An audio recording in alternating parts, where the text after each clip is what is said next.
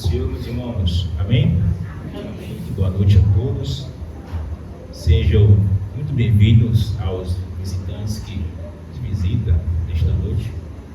Voltem sempre. Estou aqui com o nome de vocês, mas logo mais vamos mencioná-los. No mais, meus irmãos, vamos à palavra de Deus. Vamos abrir a nossa Bíblia na carta de Judas. Capítulo 1, versículo 17. Capítulo 1, versículo 17 ao 23.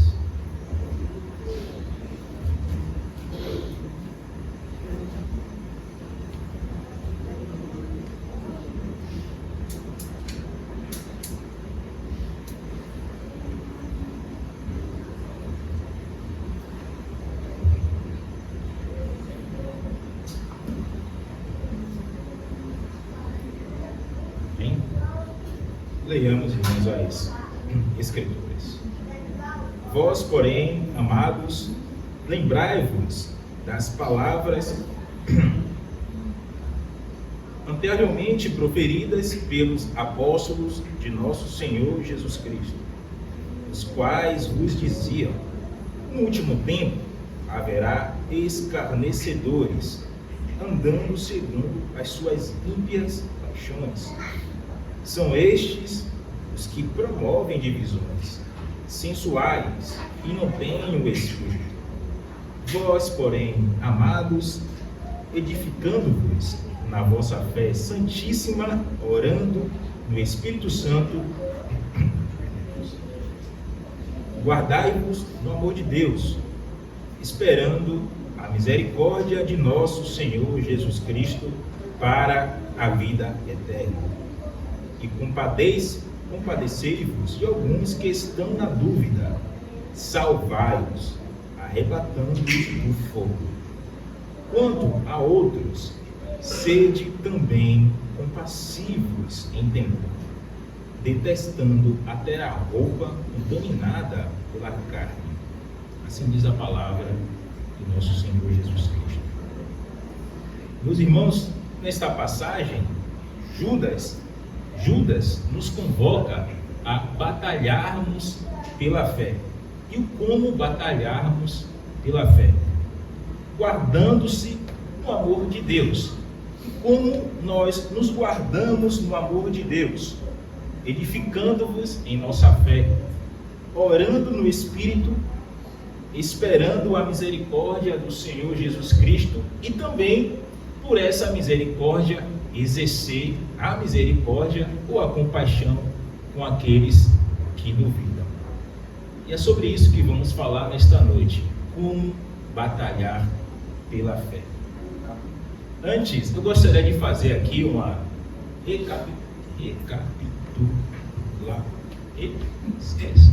gostaria de fazer um resumo, pois pregamos anteriormente sobre esta carta e é salutar que façamos um resumo para contextualizar esta fala de Judas. Amém? Judas escreve para uma igreja que estava sendo atacada por uma moralidade corrompida de falsos mestres. E Judas escreve esta carta como uma convocação à igreja a batalhar pela fé. E aqui nesta carta, fé para Judas tem um significado muito específico. Por quê? Ele começa apresentando alguns exemplos de punição dos ímpios. O que ele faz? Ele remete aí ao Antigo Testamento, buscando o quê? Padrões, buscando princípios que também se aplicavam aos falsos mestres daquela comunidade. Então Judas, mesmo entendendo que Deus não mandaria novamente fogo do céu, mesmo entendendo que ninguém mais seria expulso dos céus, mesmo entendendo que alguns eventos no Antigo Testamento de punição divina não eram repetitivos, Judas buscou princípios de juízo divino, com o propósito de ver padrões pecaminosos, padrões de comportamentos corrompidos nesta igreja. Por isso que ele remeteu aí ao Antigo Testamento. Por que ele fez isso? Porque os irmãos tinham que ter a certeza de que Deus é julgador. Os irmãos tinham que ter a certeza de que Deus ainda condenava o pecado. Os irmãos tinham que ter a certeza de que Deus não deixaria impune o perverso. Por quê? Era o contraponto ao que eles ensinavam. Eles transformavam a graça de Deus em libertinagem. Não tem problema em fazer isso. Deus não vai nos castigar. Judas disse: é mentira. Olhe lá o Antigo Testamento e veja o que Deus fez com esses cidadãos aí. Então, Judas, ele busca princípios de padrões pecaminosos no Antigo Testamento. E ele faz isso de maneira terrível. Ele usa imagens aí da natureza, usa as figuras, árvores, rochas submersas em vossa festa de fraternidade, nuvens sem água, árvores em plena estação de frutos, ou seja, figuras terríveis. Os irmãos deveriam entender que eles estavam ali diante de um contexto muito grave. Eles não poderiam permanecer, portanto, neutro nesse contexto. Então Judas expõe a situação dos ímpios de antigamente e também dos ímpios atuais que estavam ali perturbando a alma do povo. Então Judas, ele agora enfoca nos irmãos, sugerindo como eles deveriam batalhar por essa fé. O interessante, eu diria que é uma chave para entendermos, interpretarmos corretamente a carta de Judas, é que para Judas a fé aqui é mais um estilo de vida do que aquilo que se crê, porque ele foca muito mesmo no caráter desses falsos mestres. Ele foca mais no campo ali da moralidade, ele foca mais no caráter do que propriamente em alguma doutrina que eles estavam ensinando. Então, para Judas, fé é também um modo de vida. Então Judas estava convocando os irmãos a conservar um estilo de vida que agrada ao Senhor. Não propriamente defender alguma doutrina, mas simplesmente ser crente na sua vida prática. Então ele estava defendendo, convocando os irmãos a viverem de forma que agradasse ao Senhor em sua vida prática, aquilo que chamam aí de ortopraxia, na verdade. Então Judas sugere aos irmãos como eles deveriam ou poderiam batalhar pela fé. E aqui é uma provocação geral. Tendo exposto o castigo divino contra os falsos mestres, ele se volta agora para a igreja, dizendo: vós, porém, amados, lembrai-vos das palavras anteriormente proferidas pelos apóstolos de nosso Senhor Jesus Cristo. Aqui ele disse: lembrem-se das palavras dos apóstolos. Lá no versículo 5, ele também disse: quero, pois, lembrar-vos, embora já está ciente de tudo. Para Judas, aqui a memória exercia um papel fundamental no exercício da piedade. Ele deu um exemplo: vocês já estão cientes, mas eu quero vos lembrar desses exemplos de castigo divino. Agora eu quero lembrar a vocês as palavras dos apóstolos. Judas aqui está mencionando uma memória apostólica, ou melhor, aquilo que os apóstolos haviam ministrado entre eles. E de fato, no contexto bíblico, Deus, por intermédio aí dos profetas, constantemente convocava o povo a se lembrar dele, ou a se lembrar das suas leis, ou a se lembrar das obras que ele havia feito. Por exemplo, lá em Jeremias 2:32 está escrito: porventura esquece-se a virgem dos seus enfeites, ou a esposa dos seus sendais? Todavia o meu povo se esqueceu de mim por inumeráveis dias. Oséias 8:14: porque Israel se esqueceu do seu Criador e construiu palácios. Jeremias 13:25: esta é a tua sorte, a porção que determinei para ti, assegura o Senhor, porquanto te esqueceste de mim, me abandonastes e confiastes em mentira. Então, a exortação, a lembrança, é desafiante para nós exercermos essa prática mental, porque em algum contexto desafiante, de pressão, de repente esquecemos que somos crentes, ou esquecemos da palavra do Senhor, exatamente para aquele problema. Às vezes, os esquecimentos vêm justamente porque não queremos fazer um esforço mental para pôr em prática aquilo que aprendemos do Senhor, ou simplesmente porque não temos este hábito de lembrar-se da palavra do Senhor nas horas das tentações. Jesus, no deserto, ele lembrou-se da palavra de Deus e a sua aplicação correta. Satanás também veio com a palavra de Deus, ele usou de forma deturpada, e Jesus usou da maneira correta a palavra do Senhor. O salmista disse: guardei a tua palavra no meu coração para não pecar contra ti.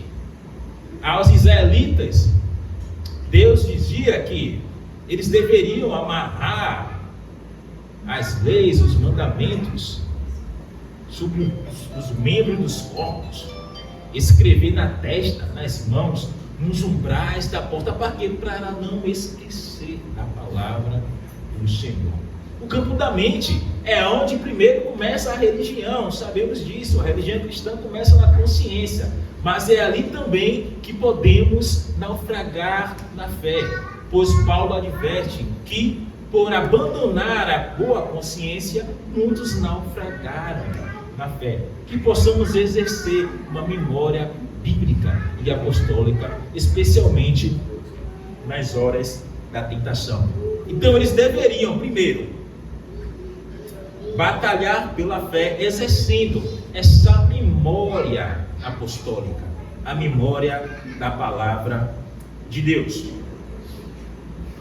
Segundo, eles deveriam exercer esta batalha edificando na vossa fé santíssima.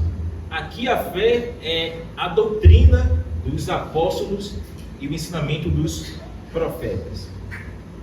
Judas, para ele, a fé tem a ver também aí com a prática, com um caráter ético da vida cristã. E também, claro, a doutrina dos apóstolos. Lá em Atos, nós vemos que os primeiros cristãos, eles perseveravam na doutrina dos apóstolos. E Paulo, explicando aos Efésios sobre a natureza da igreja, ele disse que a igreja é edificada sobre o fundamento dos profetas e o fundamento dos apóstolos. Jesus Cristo, quando estava enviando os discípulos a pregar ali nas regiões de Israel, ele disse: olhe, quem vos receber estará me recebendo, e quem vos rejeitar estarão me rejeitando. Os falsos mestres, eles obviamente rasgavam as escrituras, excluíam a Bíblia das suas doutrinas, ou seja, eles rejeitavam o ensinamento dos apóstolos, rejeitavam a presença dos apóstolos, que era o mesmo que rejeitar a Cristo. Eles não estavam nem aí para ensinamentos dos profetas, só queriam apenas viver a sua vida ímpia. Mas Judas resgata, na tentativa de resgatar os irmãos aos ensinamentos dos apóstolos, a fé que foi dada aos santos de uma vez por toda, diz: lembrem-se daquilo que vocês aprenderam e edifiquem-se sobre essa fé. Edificar é construir. E por implicação, significa crescer. Ou seja, cresçam na fé, cresçam no conhecimento do Senhor Jesus Cristo. Isso é importante, irmãos, embora já saibamos disso, porque o Espírito Santo ele não age fora da palavra de Deus. Vemos lá em Gênesis, Deus criando o mundo pela palavra, e lá o Espírito também estava. Vemos Jesus afirmando que as palavras que ele proferia era Espírito e era vida.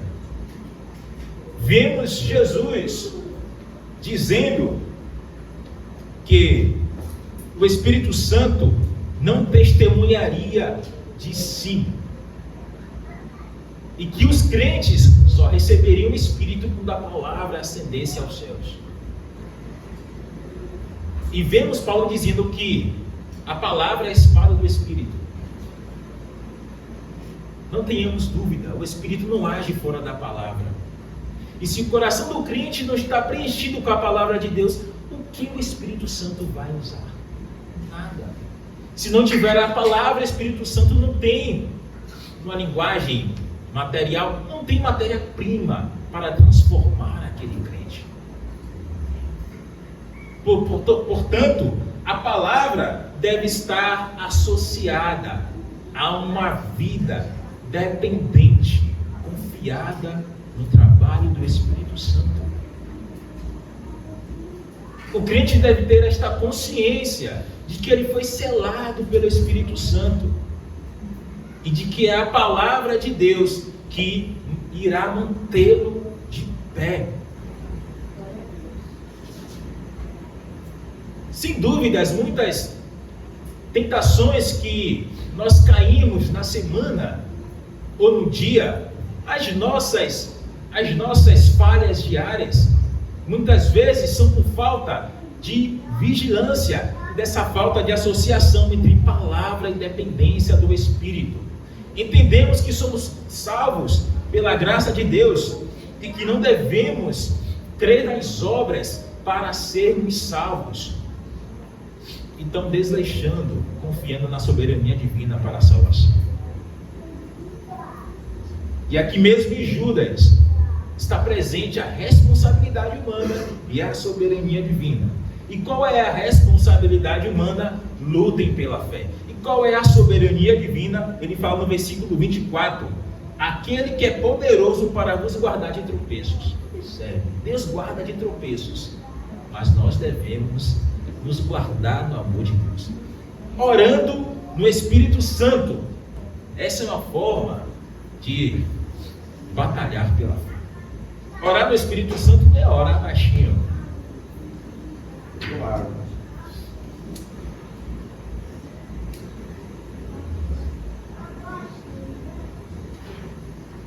Também não é gritar. Orar no Espírito Santo não é orar em línguas de fogo. Orar no Espírito Santo não é entrar em êxtase. Orar no Espírito Santo é orar segundo a direção e a vontade de Deus. Orar no poder do Espírito Santo é orar confiando no auxílio do Espírito Santo. Paulo escreve aos Coríntios: apenas o Espírito Santo prescruta as coisas de Deus. O homem natural não prescruta as coisas de Deus. Ele por si só não tem essa capacidade. Mas o Espírito prescruta, o Espírito conhece. Por quê? Porque procede de Deus. Então, em nossa naturalidade, com as nossas próprias forças, não conseguiríamos agradar a Deus nem nas nossas mais simples orações. Dois tipos de orações carnais. A mãe se eu não me engano, de Tiago e João, chegou para Jesus e disse: Jesus, conceda-te que os meus filhos não assentem à minha direita e os à esquerda. Jesus responde: você não sabe o que está pedindo. É um tipo de oração carnal.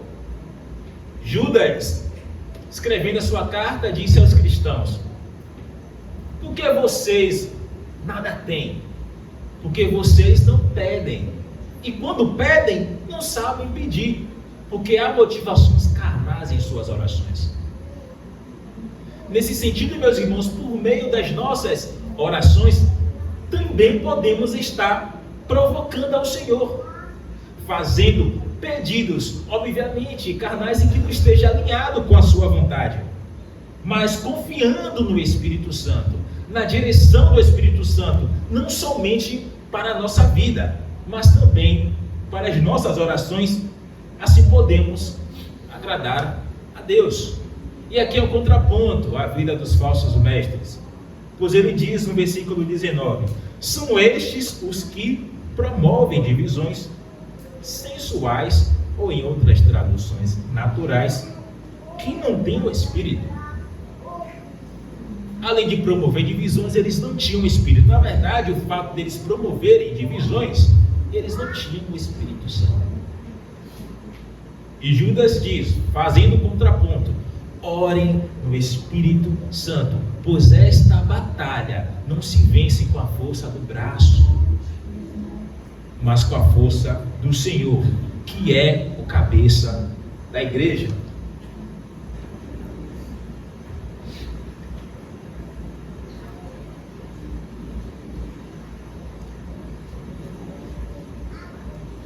E o versículo 21, ele diz: guardai-vos no amor de Deus. Aqui está o alvo desta ordenança.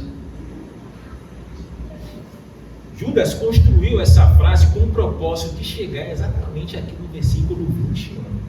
Observe. Versículo 20. Vós, porém, amados, vírgula, edificando-vos na vossa fé santíssima, vírgula, orando no Espírito Santo, agora guardai-vos no amor de Deus. O foco da frase dele é dizer isso: guardem-se no amor de Deus. Agora, como os irmãos vão se guardar no amor de Deus? Edificando-vos na fé santíssima, orando no Espírito Santo e com os olhos na eternidade, esperando a misericórdia de Deus. No versículo 24 ele diz que Deus é poderoso para guardar os irmãos de tropeço. No versículo 21 ele diz: guardai-vos no amor de Deus. Ou seja, Deus guarda os seus filhos pelos meios. Quais são os meios? Os meios de graça. Os seus filhos, eles guardando a sua fé. Os seus filhos orando no Espírito Santo. Os seus filhos exercendo misericórdia, eles estão se guardando no amor de Deus, e Deus também os guarda. Ele trabalha pelos meios, é assim que Deus trabalha. Os irmãos, portanto, deveriam guardar-se no amor de Deus, permanecer no amor do Senhor Jesus Cristo, esperando a misericórdia de Deus, ou seja, com os olhos na eternidade. Eles não deveriam apenas prescrutar as suas vidas nessa vida presente, mas manter os olhos fitos, esperando a misericórdia do Senhor.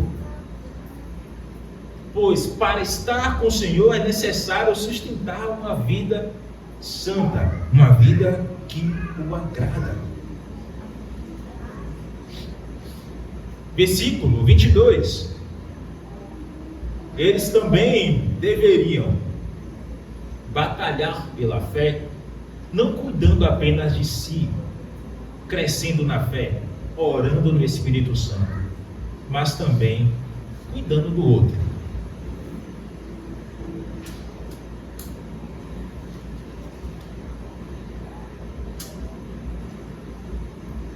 Compadecei-vos de alguns que estão na dúvida, salvai-os, arrebatando-os do fogo. Quanto a outros, sede também compassivos em temor, detestando até a roupa contaminada pela carne. A despeito da situação em que os crentes estavam passando, Judas não via como uma situação irremediável. ele conseguia identificar entre aqueles que eram de fato falsos mestres e que viviam a vida impiamente degenerada, entre aqueles que estavam com dúvidas, ou seja, com a fé vacilante. E isso é muito importante porque aqui há um princípio apostólico. O interessante é que Judas usou o princípio apostólico para censurar os falsos mestres de forma severa. E também usou o princípio apostólico para consolar ou buscar o resgate daqueles que estavam ali na esfera de influência dos falsos mestres. Considerando então, irmãos, que é um princípio apostólico, onde há esse princípio nas Escrituras? Lá em Timóteo, capítulo 2, versículos 25 e 26, está escrito, a segunda carta, capítulo 2, 25 ao 26. Acompanhe na leitura. Deves saber corrigir com mansidão os que se opõem, na expectativa de que Deus lhes conceda o arrependimento. Aqui numa teologia do não tem mais jeito, conduzindo-os ao pleno conhecimento da verdade, para que dessa maneira retornem ao bom senso e se livrem da armadilha do diabo que os capturou, a fim de agirem conforme a sua vontade. A expectativa é resgate, é restauração do irmão. Em Gálatas 6:1 está escrito: irmãos, se um homem chegar a ser surpreendido em algum delito, vós que sois espirituais, corrigi o tal com espírito de mansidão, e olha por ti mesmo, para que também tu não sejas tentado. Aqui é uma aproximação com discernimento. Em Tiago 5:19 e 20 está escrito: meus irmãos, se alguém dentre vós se desviar da verdade e alguém o converter, sabei que aquele que fizer converter um pecador do erro, o seu caminho salvará da morte uma alma e cobrirá uma multidão de pecados. Vê-se então que o objetivo da aproximação é o resgate, mas é uma aproximação com discernimento. Nesse sentido, há dois grupos de pessoas aqui nesses versículos: aqueles que estavam duvidando, ou seja, os vacilantes na fé, e aqueles que aparentemente já estavam aí em um estágio diferente de corrupção moral. Os que estavam na dúvida, os vacilantes, deveriam ser alvos de compaixão e misericórdia. Só que a dúvida aqui não é uma dúvida comum. A dúvida que eles tinham não era uma dúvida inocente. Os falsos mestres conseguiram, de fato, atordoar a mente dos irmãos. Tanto que tem esses dois grupos de pessoas: os que estavam na dúvida e os que estavam em outro estágio de espiritualidade. Esses que estavam na dúvida estavam em situação de perigo também, embora fosse apenas uma dúvida. Não era uma dúvida comum, mas era uma dúvida que os faziam viver de maneira ímpia. Por quê? Porque esta dúvida os faziam entrar no meio do fogo. E Judas disse: arrebata esses homens do fogo. Aqui Judas está remetendo ao que os profetas falaram sobre Israel. Amós, um profeta pós-exílio, depois da libertação do cativeiro babilônico, falando aos israelitas, disse: vocês foram salvos como tirados do fogo. E Zacarias, se referindo ao sacerdote, também disse: porventura ele não é um tição tirado do fogo. Em ambas as situações, o sentido ali é de resgate depois de uma situação muito difícil. Aqui também. Então esta dúvida os fazia viver de maneira ímpia. Mas qual era a postura da igreja?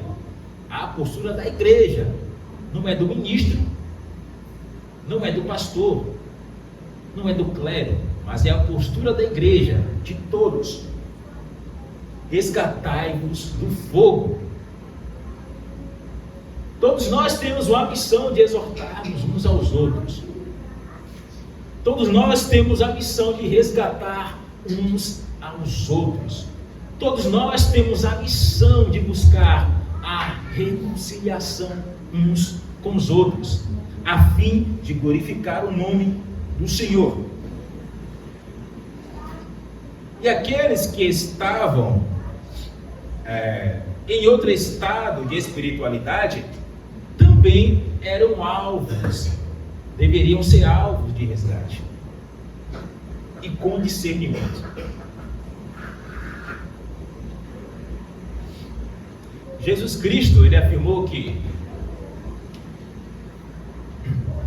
os discípulos estavam indo para o meio de lobos, portanto eles deveriam ser simples como uma pomba e prudentes como a serpente.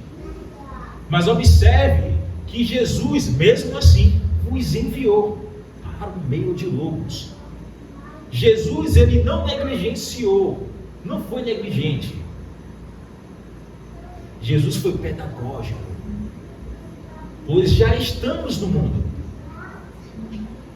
Mesmo sabendo que havia lobos, Jesus enviou e deu orientação: sejam prudentes.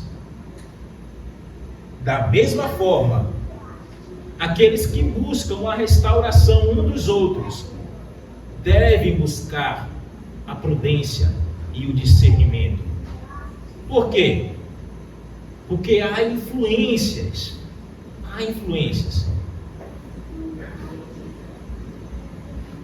Esses irmãos que estavam na dúvida, ou melhor, a igreja que recebeu esse ensino apostólico, deveriam resgatar os irmãos com muito cuidado em suas interações.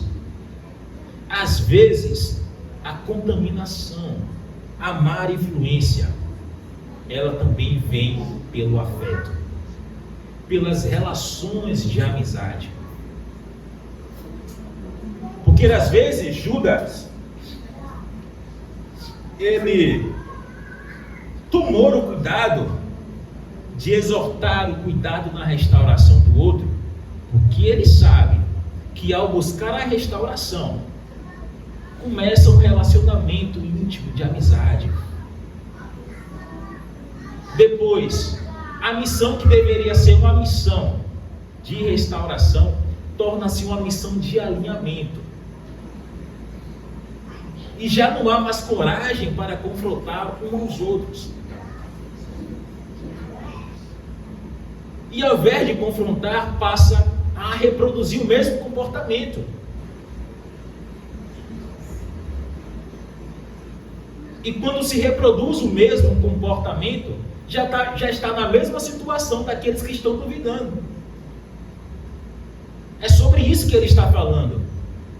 Às vezes, a contaminação não vem apenas pela doutrina, mas também vem por relações de afeto.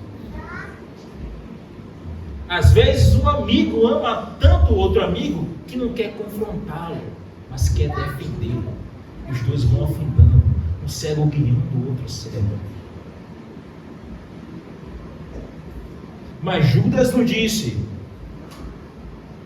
que devemos ser compassivos com temor, detestando até a roupa contaminada pela carne. Claro que é uma figura de linguagem, para os irmãos entenderem que o pecado contamina.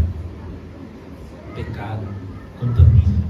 O pecador não peca sozinho, no sentido de que seus pecados não ficam circunscritos a ele mesmo, mas também a uma comunidade. E isso está claro nas Escrituras, especialmente no Antigo Testamento. Nesse sentido, considerando que o pecado é contaminante, a missão da igreja É batalhar pela fé, para que o pecado não se propague a uma comunidade e vire um tumor em nós. Se não há coragem para fazer isso, faça pelo menos por esse motivo, para a glória de Deus e para o bem da igreja do Senhor. E fazendo isto, edificando-se na fé, orando no Espírito Santo, guardando-se no amor de Deus, olhando para a eternidade e cuidando daqueles que duvidam, cuidando daqueles que estão vacilantes na fé, exortando uns aos outros, estamos batalhando pela fé, como soldados de Cristo. Que o Senhor nos abençoe e nos dê uma boa compreensão da tua palavra, em nome de Jesus. Amém.